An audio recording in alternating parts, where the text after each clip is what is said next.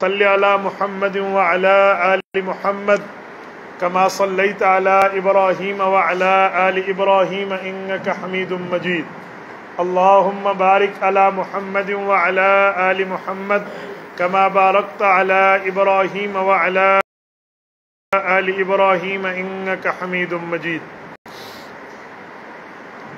معزز دوستو، آج 1 جولائی 2022 اور 1 ذوالحجہ سن 1443 ہجری اپنی آب و تاب سے شروع ہے. میرے دوستو، ذوالحجہ کے مہینے کو اسلام میں اتنا مبارک کہا گیا ہے جیسے رمضان المبارک مبارک ہے. ایک ہی ہے کو ہلاونا اوکے کھولو ادھر.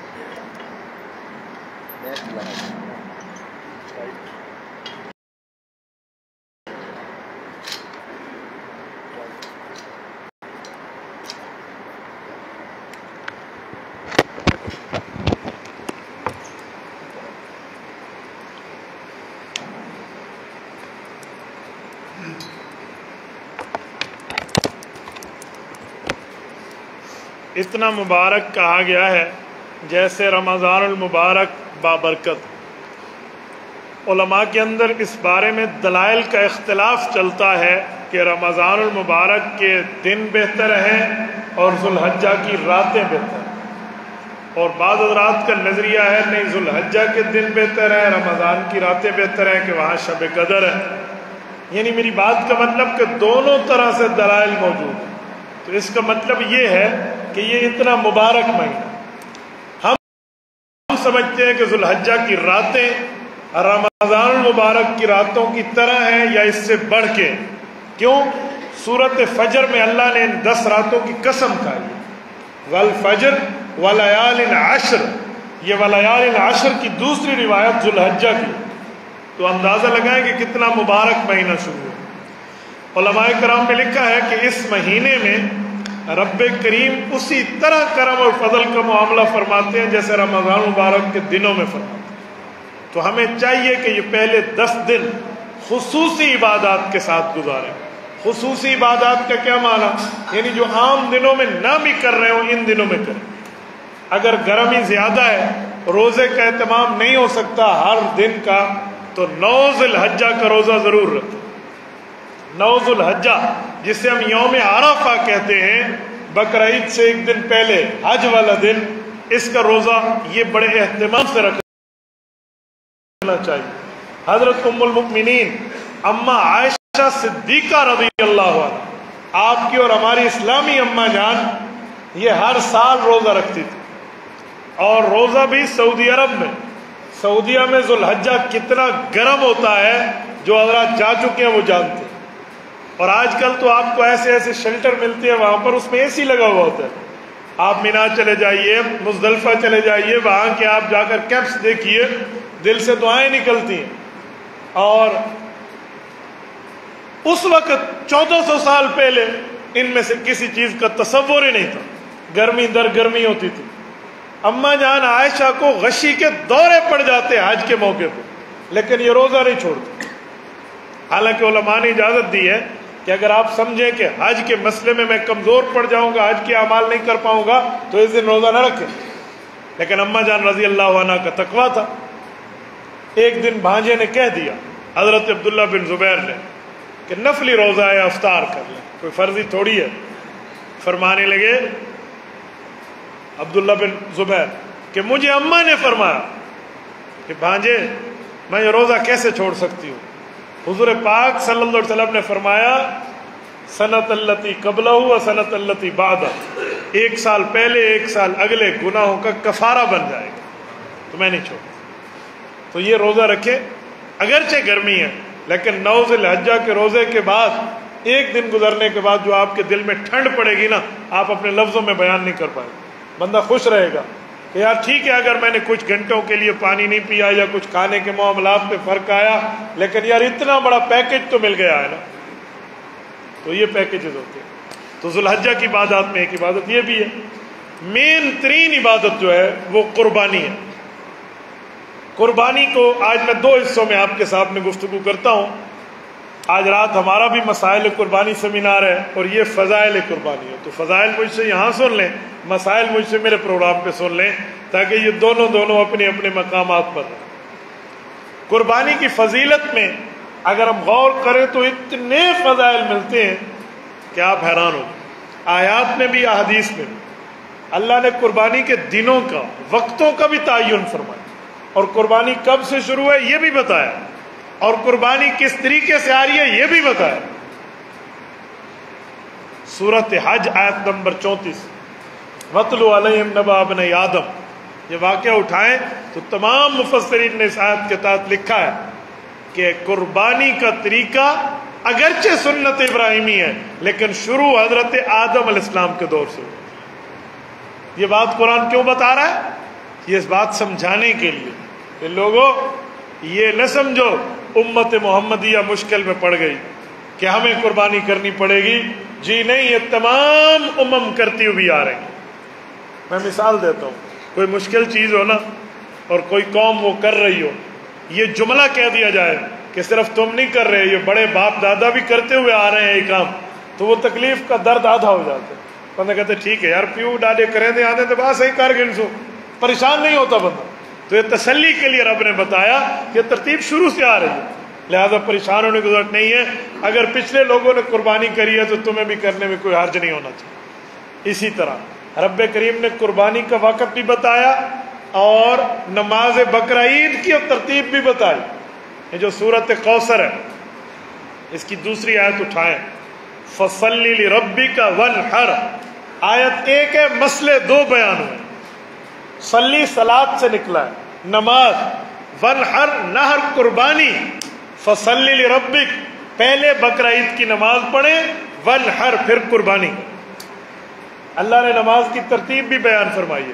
آپ تفسیر مظہری اٹھائیں جو دارالعلوم دیوبند سے 100 سال پہلے تحریر ہوئی ہے، قاضی ثناء اللہ پانی پتی رحمہ اللہ نے لکھی ہے۔ اس سے بھی پیچھے جائیں تفسیروں میں تو تقریباً آج سے 700 سال پہلے لکھی جانے والی تفسیر الجامع لاحکام القرآن، جسے تفسیر قرطبی کہتے ہیں، ان دونوں تفسیروں میں امام حسن بصری رحمہ اللہ کی روایت موجود ہے۔ امام حسن بصری کون ہے؟ 2 نسبتیں ہیں اس کو بڑی امت میں۔ نمبر 1، 500 صحابہ کا شاگرد ہے، تابعین میں بہت بڑا تابعی ہے، المتوفى 110 ہجری، صحابہ کا زمانہ پورا ہو رہا تھا، ان کی وفات ہوئی۔ شیخ حسن بصری حضرت امام اعظم ابو حنیفہ رحمہ اللہ کے استاد ہیں۔ دوسری نسبت، اتنی پیاری نسبت ہے امام حسن بصری کی، آپ حیران ہو جائیں۔ شیخ زکریہ رحمہ اللہ نے اس کو تاریخ مشائخ چشت میں ایک تفصیل سے ذکر کیا۔ ان کی والدہ رسول اللہ صلی اللہ علیہ وسلم کے گھر میں کام کرتی تھی۔ حضرت حسن بصری کی اماں کس گھر میں؟ حضرت ام سلمہ رضی اللہ عنہ کے گھر میں۔ ام سلمہ رسول اللہ کی بیوی ام المؤمنین، وہ ام المؤمنین ہے جو تمام امہات المؤمنین میں سب سے آخر میں فوت ہوئی، غالباً سن 64 ہجری ہے، بالکل واقعہ کربلا کے بھی بعد فوت ہوئی حضرت ام سلمہ رضی اللہ عنہ۔ ان کے گھر میں حسن بصری کی اماں کام کرتی تھی، تو یہ بچہ پیدا ہوا، ان کی والدہ کسی کام میں مصروف ہے، یہ رونے لگے دودھ مانگنے کی وجہ سے، تو حضور پاک کی حرم، حضور کی بیوی ام المؤمنین ام سلمہ، انہوں نے انہیں دودھ پلایا تھا، تو یہ رسول اللہ کے رضائی بیٹے بنتے۔ یہ امام حسن بصری، میں نے اسی لیے اس کی تھوڑی تفصیل آپ کے سامنے رکھی ہے کہ ہم اندازہ لگائیں کتنے بڑے بندے کی میں روایت پڑھنے لگا ہوں۔ وہ فرماتے ہیں فَصَلِّ لِرَبِّكَ وَانْحَرْ کا کیا مطلب؟ فرمایا اللہ نے اس پہ 2 مسئلے بتائے ہیں۔ ایک عید الاضحیٰ واجب ہے، اس لیے رب نے فصل امر کا حکم کیا، اور امر واجب ہوتا ہے۔ جیسے ہم وطر نہ پڑھیں تو ہم نے عشاء تو نہیں پڑھی نا، تو یہ ایسے ہے۔ دوسرا فرمایا، دوسرا وانحر، یہ بھی حکم کے ساتھ کیا، اگر صاحب نصاب ہے تو اس پر قربانی بھی واجب۔ لوگ سمجھتے سنت ہے، خالی وہ سنت نہیں ہے عصر کی پہلی 4 سنتوں کی طرح کہ پڑھ لو ثواب ہے، نہ پڑھو تو گناہ نہیں ہے، یوں سنت نہیں ہے۔ یہ سنت سے مراد طریقہ ابراہیمی ہے۔ جیسے کہا جاتا ہے کہ نکاح سنت ہے، تو کوئی 2 دن بیوی رکھ کے 2 دن چھوڑتا ہے؟ نہیں، اس سنت کو تو قابو کیتا ہوا ہے، تو بھائی اس سنت کو بھی آپ پکڑ کے رکھیں، یہ نہیں ہے کہ اس کو بندہ چھوڑ دے۔ تو قربانی کا تعلق فصلی لربک ونحر سے۔ ہاں اگر شہر میں کسی ایک جگہ عید نماز ہو جائے اور آپ کی علاقے کی عید تھوڑی لیٹ ہے، پھر آپ قربانی پہلے کر سکتے ہیں، ورنہ کہیں بھی عید نہ ہوئی ہو تو قربانی پہلے نہیں ہو سکتی۔ دیہات والوں کو تو اجازت ہے کہ وہاں پر تو قربانی ہوتا، وہاں پر تو نماز عید کا حکم ہے بھی نہیں، تو پہلے نماز بقرہ عید ہے اور پھر اس کے بعد قربانی۔ چلیے میں ایک جملہ مزید دینے لگا۔ رب کریم نے قربانی کی وجہ بتائی، فرمایا قربانی کی وجہ کیا؟ اللہ جل شانہ فرماتے ہیں لِيَذْكُرُوا اسْمَ اللَّهِ عَلَىٰ مَا رَزَقَهُم مِّن بَهِيمَةِ الْأَنْعَامِ، سورۃ حج آیت نمبر 28، ساری آیت نمبر 34۔ وَلِكُلِّ أُمَّةٍ جَعَلْنَا مَنْسَكًا لِيَذْكُرُوا اسْمَ اللَّهِ عَلَىٰ مَا رَزَقَهُم مِّن بَهِيمَةِ الْأَنْعَامِ، فرمایا میں نے پچھلی امتوں پر بھی یہ لازم کی تھی اور آپ پر بھی کر رہا ہوں، آپ نے بہیمۃ الانعام کی قربانی کرنی ہے۔ انعام جانور کو کہتے ہیں، بہیمہ اس جانور کو کہتے ہیں جو گھروں میں پالتو ہوتے ہیں، اس سے شکاری جانور نکل گئے۔ مارخور حلال ضرور ہے، قربانی میں نہیں آئے گا۔ ہرن حلال ضرور ہے، قربانی میں نہیں آئے گا۔ 12 سنگا 13 14 15 سنگے جتنے بھی آپ لے آئیں، شاید حلت کا ان کا حکم موجود ہے لیکن قربانی میں نہیں ہے۔ کیوں؟ اللہ نے بہیمۃ الانعام فرمایا، شکاری جانور نہیں، گھروں کے پالتو جانور۔ اچھا ان کا حکم فرمایا کیوں؟ لِيَذْكُرُوا اسْمَ اللَّهِ، ان پہ ذبح پہ اپنے باپ دادے کا نہیں، اللہ کا نام لینا ہے۔ اچھا ایک جملہ سنیں، اللہ وہ کتنے جانور ہیں رب نے نام لے کر فرمایا، 8 ازواج، سورۃ انعام آیت نمبر 44، ساری 144۔ انعام میں 8 ازواج، فرمایا 8 قسم کے جوڑے سمجھ لو۔ کون کون سے؟ وَمِنَ الْبَقَرِ اثْنَيْنِ وَمِنَ الْمَعْزِ اثْنَيْنِ وَمِنَ الْإِبِلِ، پوری ترتیب بتائیے رب نے۔ فرمایا یاد رکھو، بکرا بکری، اس طرح دمبا دمبی، اور گائے اور بیل، اونٹ اور اونٹنی، یہ 4 نر مادہ ملائے تو 8، یہ رب نے نام لے کر بتا دیا۔ تو آپ اندازہ لگائیں کہ قربانی کو اللہ تعالیٰ کتنا کھول کھول کے بیان کرتے ہیں، تو ہم قربانی سے تائید آمن ہو جائیں۔ اور میں یہاں پر ایک جملہ مزید بھی کہتا ہوں، آپ کہیں گے کچھ جانور ایسے ہیں جو اس میں نہیں آئے، مثلا ساری سرائے بھیڑ بھی ڈورا ہے، دمبا دمبی تو آ گئے، بھیڑ کہاں جائے گی، یا ٹیڈی بکری کہاں جائے گی، یا بھینس کہاں جائے گی؟ تو پھر ہم کیا کریں؟ تو یاد رکھیں یہ انہی اقسام میں داخل ہے۔